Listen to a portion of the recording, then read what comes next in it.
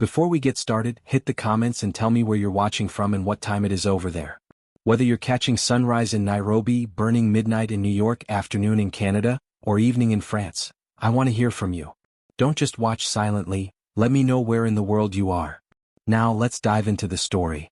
The clang of metal trays echoed through the Marine mess hall as recruits lined up for lunch, the smell of overcooked beef stew drifting through the air. But today no one noticed the food. All eyes were fixed on the tall Marine who had just shoved a woman so hard her tray flew from her hands, crashing across the floor. Her name was Lyra Hale, a quiet transfer nobody knew much about except one thing: she didn't talk, didn't brag, didn't fight for attention like the others. And maybe that irritated people like Corporal Rigson, whose voice exploded across the room. "Watch where you're going, rookie," he barked, chest puffed, his friends snickering behind him. Lyra didn't shout back. She didn't glare. She simply stood there, breathing steadily, dusting food off her sleeve while the room watched like hungry spectators at a fight they wanted to see happen. Her silence only made the humiliation sting sharper. Rigson stepped closer, invading her space. "You think you're better than everyone because you got that special clearance on your file? Too good to sit with the rest of us grunts?" She didn't answer. She only lifted her eyes slowly, and something in them, something still, steady, unshakable, clipped his confidence for a split second. But he covered it with a scoff. "What's wrong?" he mocked. "Cat got your tongue?" Lyra opened her mouth slightly, then closed it again. She wasn't shaking, but she wasn't angry either. She looked patient. And somehow that bothered everyone more than rage ever could. Rigson shoved her again, harder this time. Gasps echoed across the hall. "Say something," he roared. Still nothing. Silence wrapped around the room like plastic, suffocating and tense. Someone whispered, "Why isn't she fighting back?" Another murmured, "Maybe she's scared." Even Rigson's friends shifted uncomfortably. The doors slammed open. Every Marine in the mess hall froze. 4 men stepped inside. Their uniforms were marked with rows of ribbons and stars that glittered under the fluorescent lights.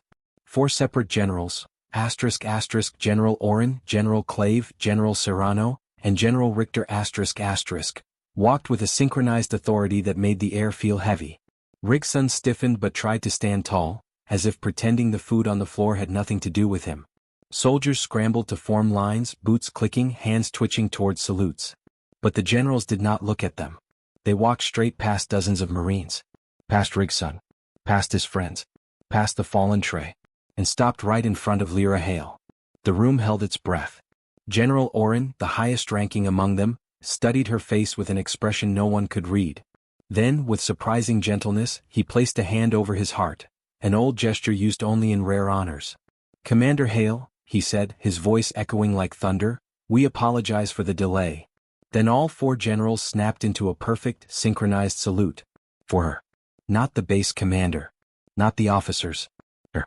The woman still covered in spilled beef stew. ***. The mess hall went so silent, someone could have heard a heartbeat drop. Rigson's face drained of color. His mouth opened, ready to explain, deny, blame, anything, but no sound came out. Lyra blinked once, slowly. She didn't gloat. She didn't smirk. She simply returned the salute with calm precision, like she'd done it 1,000 times before. But her eyes were different now. Warmer. Sadder. As if this moment, instead of empowering her, reminded her of something heavy she wished she could forget. And then General Oren said the words that shattered every assumption in the room. "Commander, your cover is broken. Orders require you to brief the team immediately." Everyone stared. Cover? Commander? Who was she? And what was she doing pretending to be just another recruit? Whispers rippled through the mess hall like a sandstorm the moment Lyra followed the generals out the door. No one moved, not even Rigson, who stood frozen as if his boots had fused to the tile. His chest rose and fell in short, panicked bursts. He replayed the shove in his mind again and again, each time seeing it differently. Not a show of strength but a catastrophic mistake. Outside, Lyra walked a step behind the generals, her boots quiet against the hallway floor. The walls were lined with framed photos of decorated officers, but none of them held her attention. Her mind was somewhere far away, wrestling with the weight of the moment she tried to avoid. General Clave slowed until he walked beside her. "You knew this day would come, Commander Hale," he said softly. "A cover assignment never lasts forever." Lyra kept her eyes forward. "I just needed more time." General Serrano, the strictest of the 4, frowned. "Time won't change what's coming.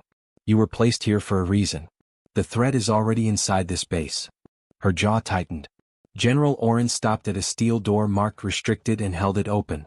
Lyra stepped inside, recognizing the dim-lit briefing room instantly.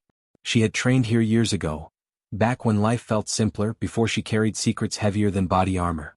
A long table stretched across the room, covered in maps, coded documents, and satellite photos. A red folder sat at the front, stamped with a classification level so high that most officers on base weren't allowed to know it existed. General Richter motioned to it. Your file. Lyra hesitated before opening it. The first page displayed her own face, a younger version of herself, eyes sharper, smile smaller. Below it were words she tried not to look at often. Commander Lyra Hale. Special Operations Intelligence Unit 7. Status, deep cover assignment. Classified. She exhaled slowly. The mess hall incident forced our timeline. General Oren nodded. The moment a Marine publicly confronts you, we lose operational control. Too many eyes. Too many questions. We can't risk leaks. General Clave stepped forward. Tell us honestly, did you compromise anything while undercover? Lyra shook her head. No. I kept everything buried. I didn't push back, didn't stand out, didn't? You didn't defend yourself, General Serrano interrupted, his tone firm but not unkind. You let that Marine shove you twice. Why? Lyra swallowed hard. The answer wasn't simple. There's a difference, she murmured, between choosing peace and being unable to fight back. I wanted him to feel safe around me, not threatened.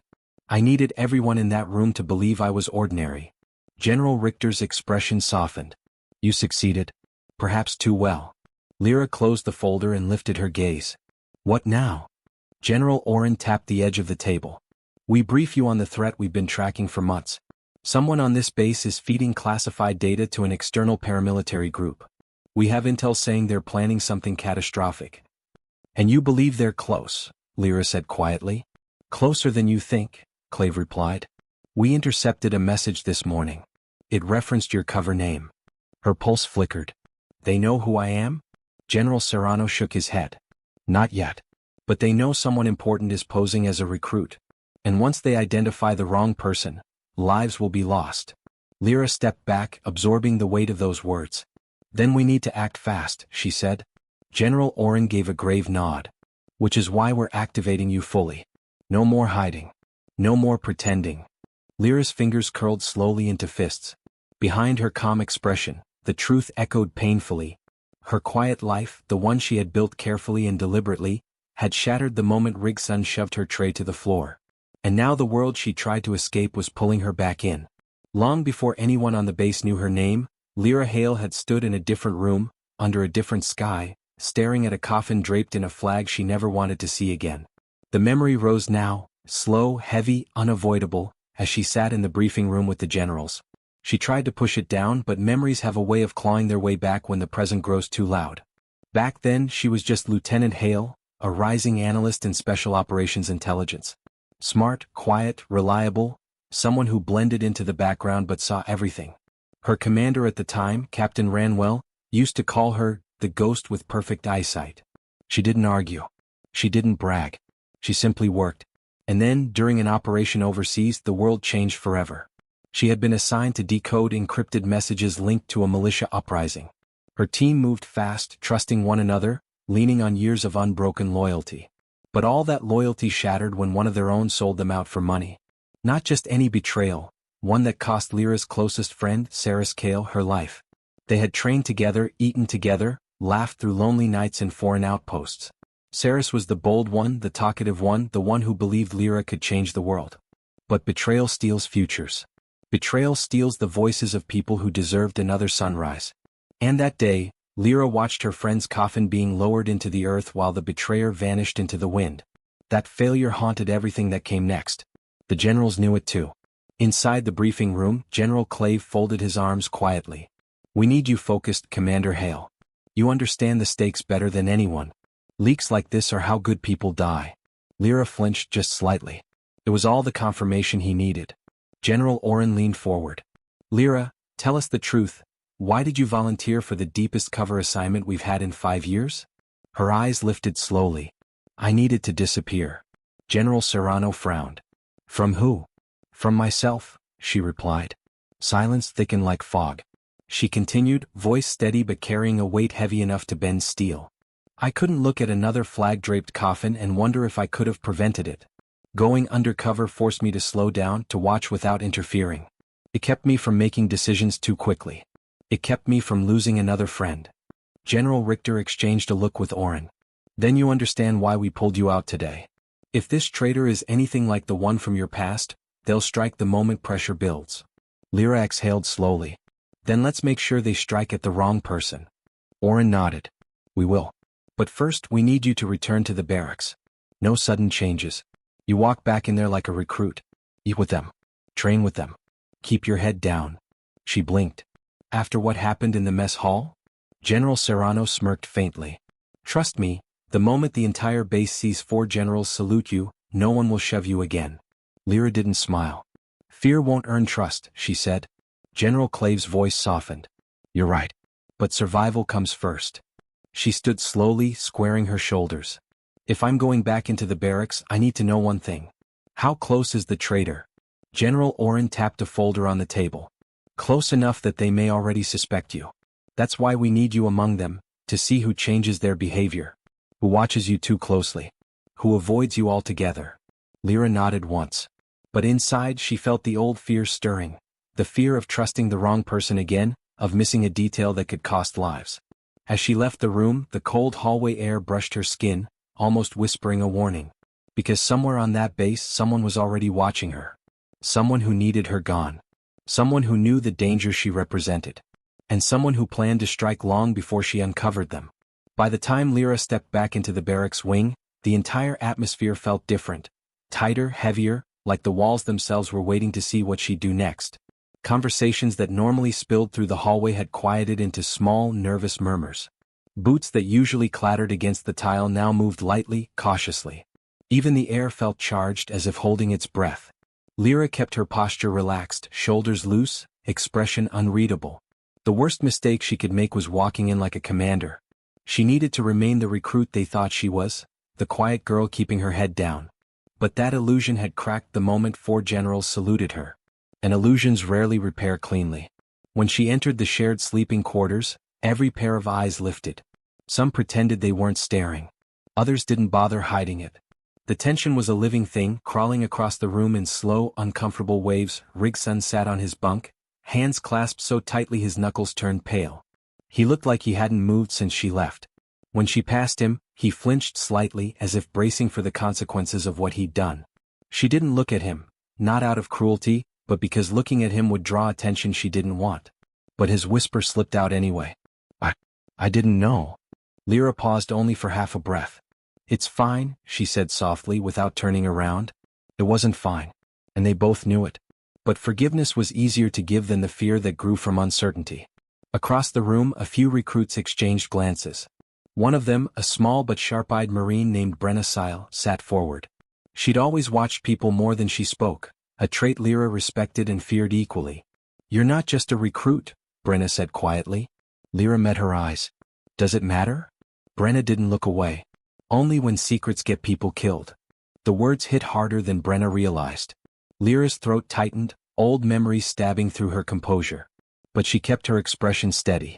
Revealing anything now would risk the mission. Still, Brenna's gaze didn't waver. She was studying Lyra, analyzing every detail. Dangerous, but useful. Everyone has secrets, Lyra replied calmly. Most just don't matter. Brenna raised an eyebrow. Yours clearly does. Before Lyra could answer, the barracks door swung open, slamming against the wall.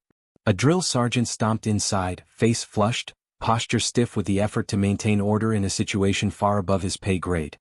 Hail, he barked. Dozens of heads snapped toward her. Yes, Sergeant, she answered, voice steady. You're requested at the training yard. Now. Requested. Not ordered. Not summoned. Requested. And the way his jaw flexed told her he didn't understand why, only that the command came from someone high enough to shake him. She nodded and stepped forward. As she walked past Brenna, she noticed something. Brenna subtly shifted her foot, blocking the aisle for half a second, forcing Lyra to slow down. It wasn't aggressive. It was precautionary. Brenna was watching reactions behind them, not Lyra. And that's when Lyra realized it. Brenna wasn't suspicious. She was scared. Outside, the cold afternoon air struck her face. The training yard was mostly empty, except for 3 recruits gathered near the pull-up bars. Their posture stiffened when they saw her.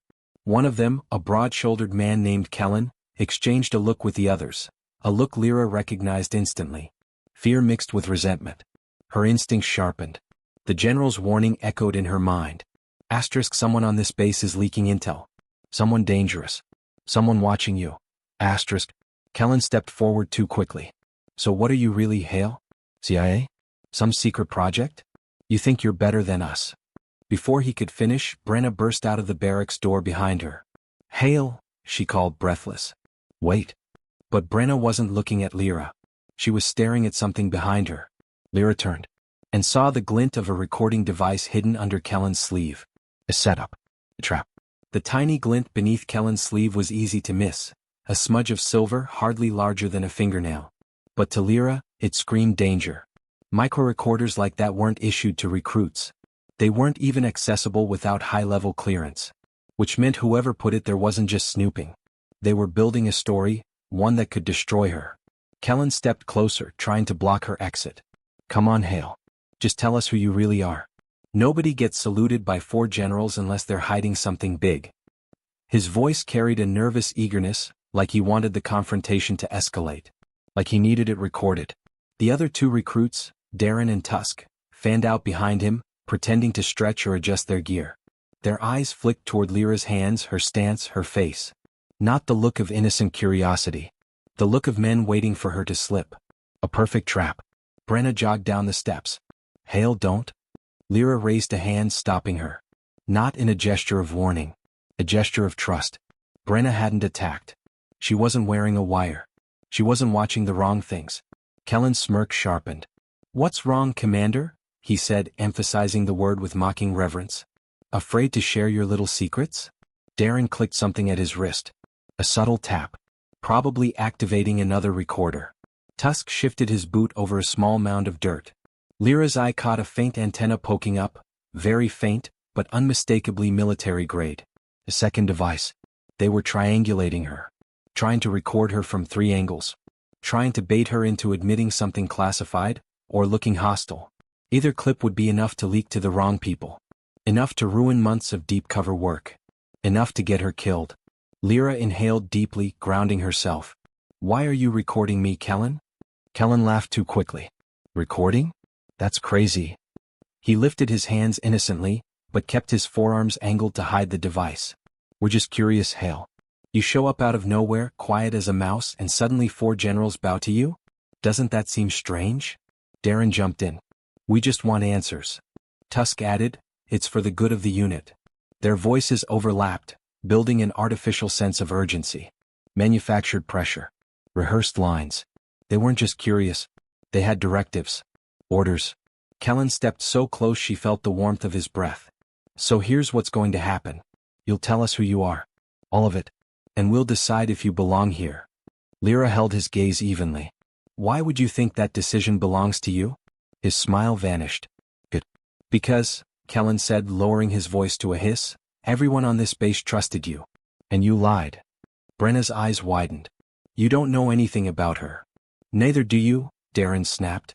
Tusk shifted again, accidentally kicking dirt off the hidden device. Brenna spotted it and swore under her breath. They're recording this, she whispered. Kellen lunged a step forward, too fast, too forceful, deliberate. He wanted a reaction. A flinch. A shove. Anything aggressive to capture on film. But Lyra didn't move. She didn't blink. She didn't give them a single frame they could twist. Instead, she tilted her head slightly. You're scared. Kellen recoiled as if struck. Scared? Of you? Yes, she said softly. Because someone ordered you to do this. Someone promised to protect you if things went wrong. Darren stiffened. Tusk froze completely. Brenna took a slow step toward Lyra's side, forming a united line. Lyra's voice dropped to a whisper, dangerous in its calm. But whoever's pulling your strings won't protect you. Not when they realize you failed. Kellen's breath hitched. His grip on his sleeve faltered. Just for a moment. A moment long enough. With surgical precision, Lyra grabbed his wrist, flipped it upward, and exposed the recorder. Gasps erupted from Darren and Tusk. Kellen stumbled, stunned, not by the move but by how fast she'd done it. How long have you been feeding them information? She asked. Kellen's face drained of color. I don't know what you're talking about. But his eyes betrayed him. There was fear, guilt, and something else. Recognition. He knew exactly who she was. And he knew exactly why she terrified him.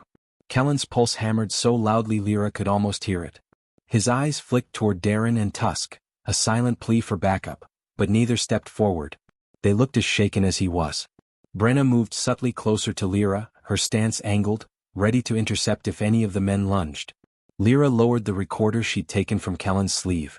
The tiny device felt heavier than metal should, heavy with intention, with betrayal. She held it between two fingers. Who gave this to you? She asked. Kellen swallowed hard.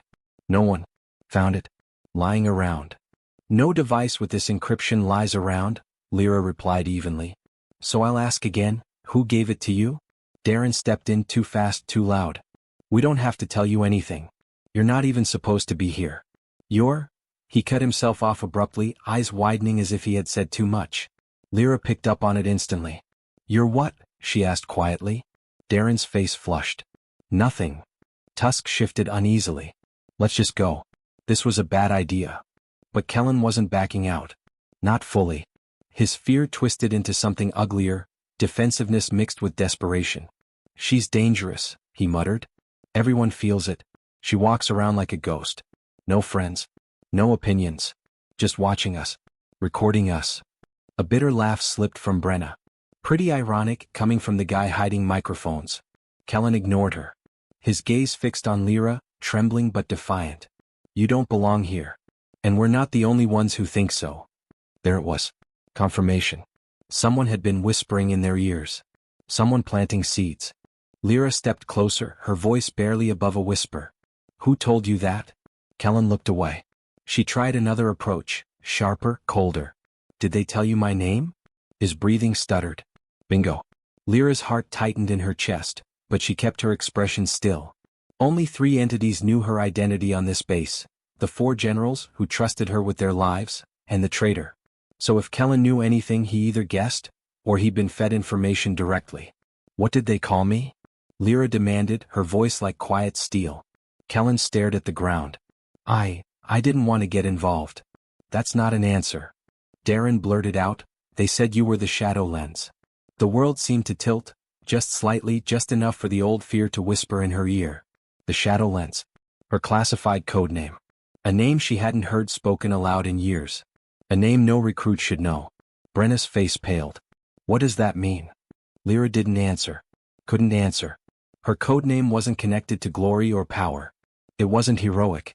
It was a warning, an intelligence unit designed to expose traitors from within. A silent observer. A hidden blade. A ghost meant to gather the darkest truths. Someone on this base knew that name. They weren't guessing. They had access. Deep access. Kellen finally looked at her, eyes wide with something that resembled regret.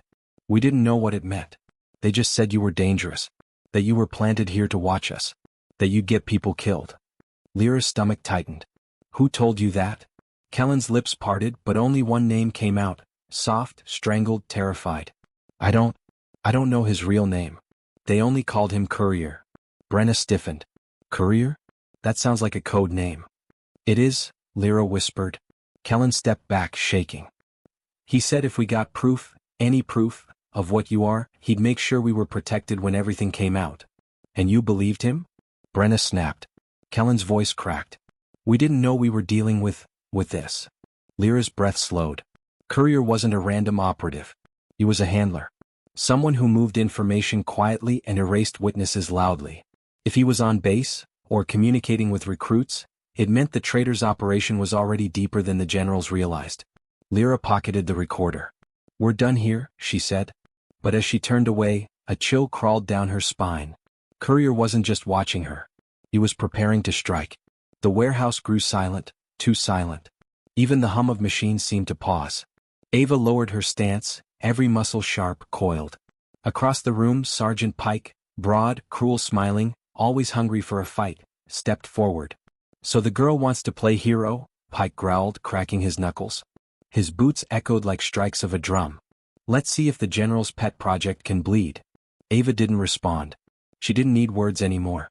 Her breath was even, her vision steady.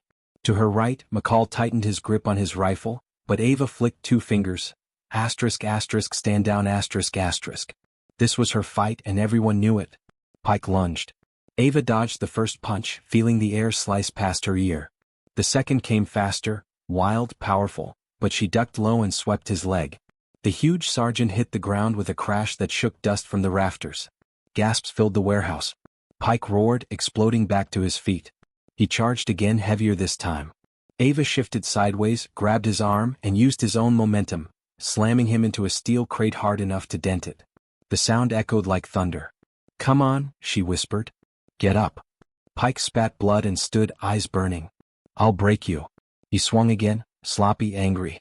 Ava weaved under it, delivered 3 lightning-fast strikes to his ribs, and finished with a palm strike under the jaw. Pike fell backward, crashing onto the floor with a stunned grunt. Silence. A soldier whispered, "That wasn't even close." Pike groaned, unable to rise. He rolled onto his back, staring at the ceiling, chest heaving. Ava stepped over him. "Lesson 1, she said softly. "Don't mistake kindness for weakness." The room erupted, some in shock, some in awe, some in fear. Ava didn't bask in it. She simply turned to her team. "Secure the survivors," she ordered. "Take statements. We turn them in, but we don't let anyone disappear on the way." Then she walked to the trembling tech who had been forced to activate the stolen weapon earlier. He couldn't meet her eyes. "You're safe now," Ava said gently.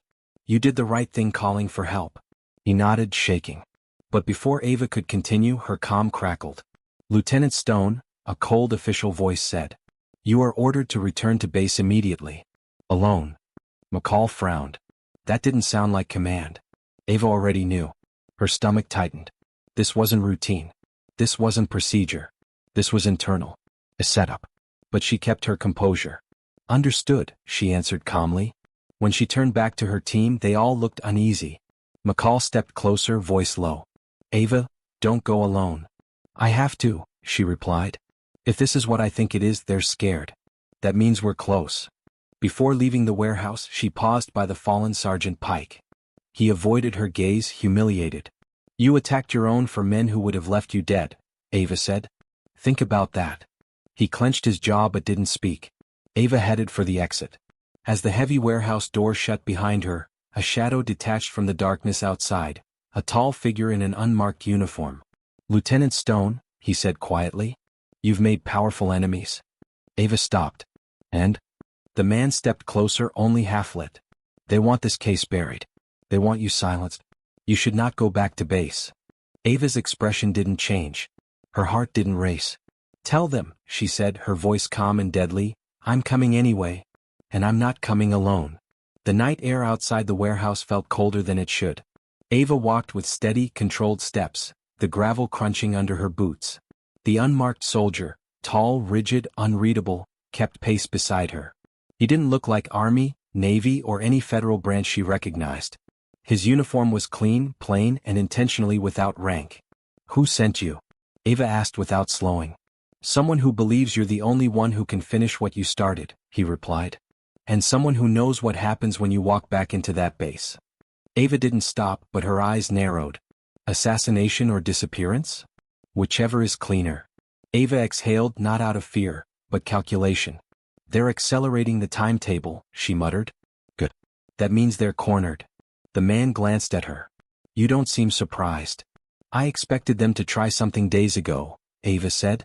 "Corrupt officers panic when they realize a truth they can't control." He nodded once. "Then there's no point in pretending."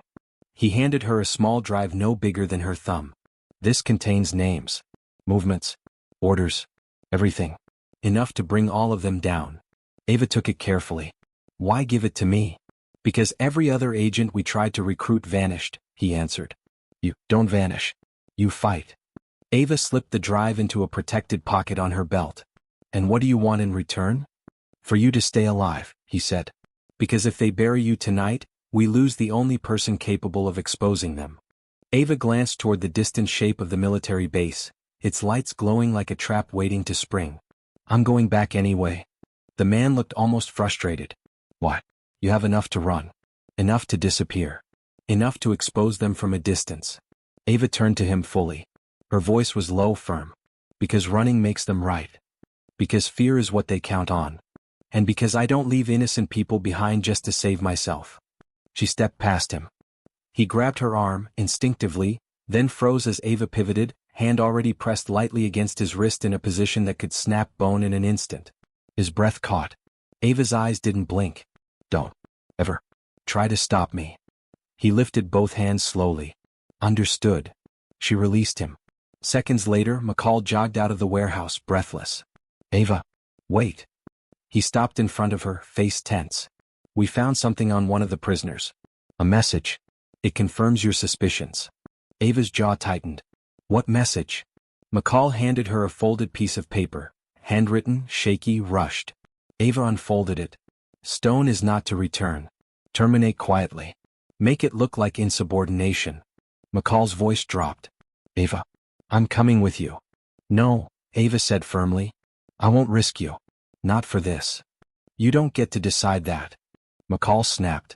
His voice cracked with something raw, fear, loyalty, maybe both. I'm not letting them walk you into a death sentence. Ava softened, but only slightly. McCall, if I walk in with backup, they'll accelerate. They'll panic. More people get killed. McCall swallowed, frustrated and powerless. Then how do you plan to survive? Ava looked back toward the base, her silhouette sharp under the moonlight. By doing the one thing they never planned for. McCall blinked. Which is? Ava stepped forward, eyes locked on the base like a hunter sensing movement. I'm not going in through the front gate. She walked away. The unmarked soldier and McCall exchanged a long, uneasy look. Is she always like this? The man asked. McCall exhaled. This? No. He shook his head, half a smile breaking through the tension. This is her holding back. Ava disappeared into the night, heading straight toward the people who wanted her dead. And this time, they were the ones who should be afraid. The base loomed ahead, lights blazing against the dark like beacons of control. Every shadow between her and the main compound felt alive, full of potential watchers. Ava crouched behind a supply crate, inhaling the cold night air, feeling every fiber of her body tingle with anticipation. This was no longer about survival, this was about precision, exposing the traitors before they could strike again. Every step had to count. She checked the drive in her pocket. Names. Orders. Surveillance logs. Enough evidence to implicate half the officers in that base. Every corrupt lieutenant, every bribed NCO, it was all here. But the traitor she sought was still a step ahead. Someone smart. Someone patient. Someone ruthless.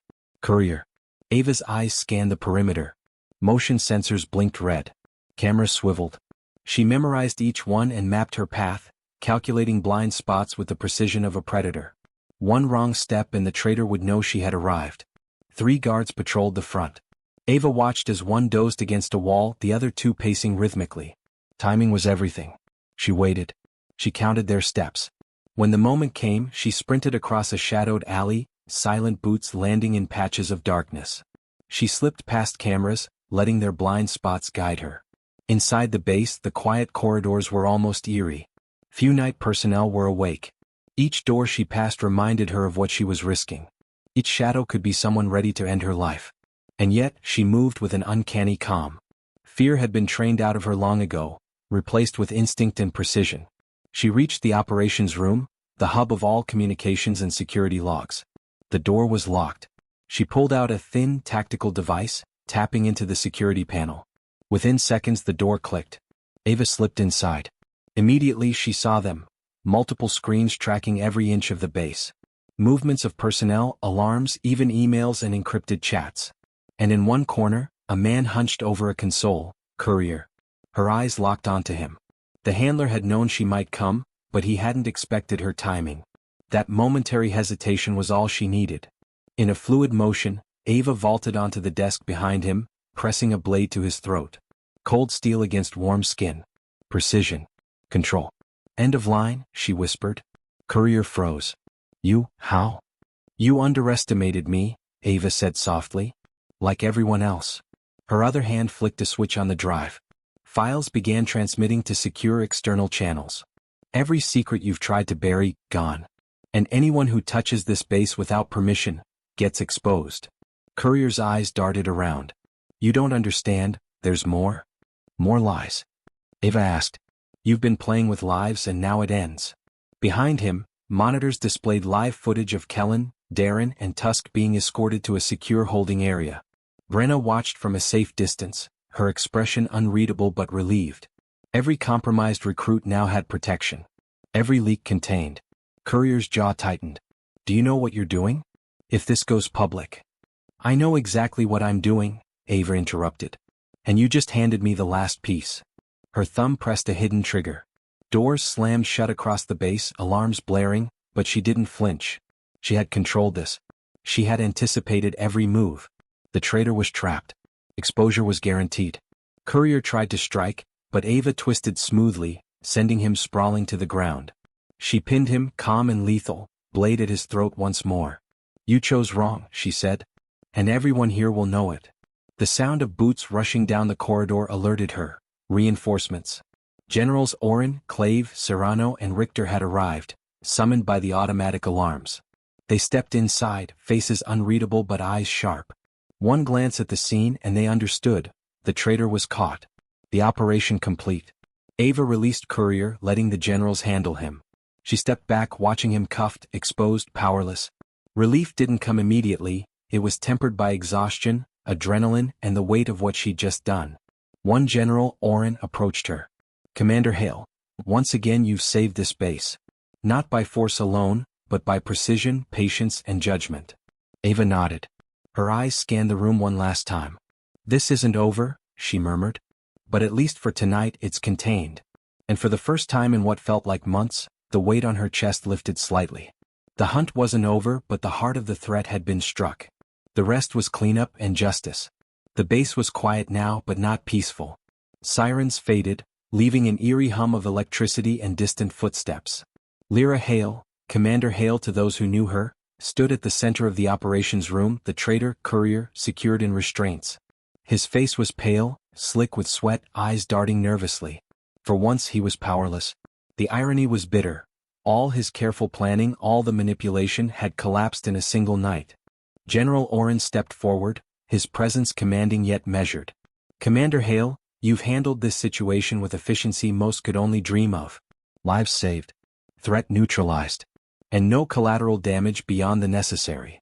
Lyra's gaze remained fixed on Courier. It's never just about neutralizing one person, she replied. Every corruption here runs deeper. If we don't expose the network, someone else will rise to take his place. General Clave nodded. Agreed. That's why the files you transmitted, names, communications, evidence, will go directly to federal oversight. Every guilty party will face justice. Courier laughed nervously. You don't understand. They're bigger than you think. I was just the middleman. You're finished? Lyra said flatly. Her voice carried the calm finality of someone who had survived far too much to be intimidated. Your network is exposed. Every lie, every secret transfer, every betrayal, it's all documented. The generals allowed the silence to settle.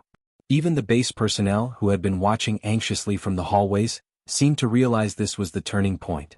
Fear, loyalty, corruption. It all paused, acknowledging the woman who had turned the tide. Brenna stepped forward quietly, voice low but firm.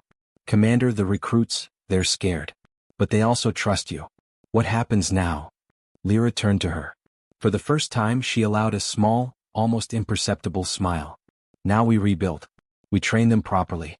We teach vigilance without paranoia. We ensure no one can manipulate them the way Courier tried to manipulate you. McCall approached cautiously, eyes wary. And you? Are you staying, Commander? She looked around the operations room. Every screen, every monitor, every corner held the echoes of the night's events. She had faced betrayal, deception, and death threats. She had walked through fear and come out unscathed. Yet the weight of responsibility was far from gone. I stay, she said, because someone has to ensure the work continues. Because people trust the base to protect them. And because some battles aren't finished in one night. Courier glared at her, still defiant but defeated. You think this ends here?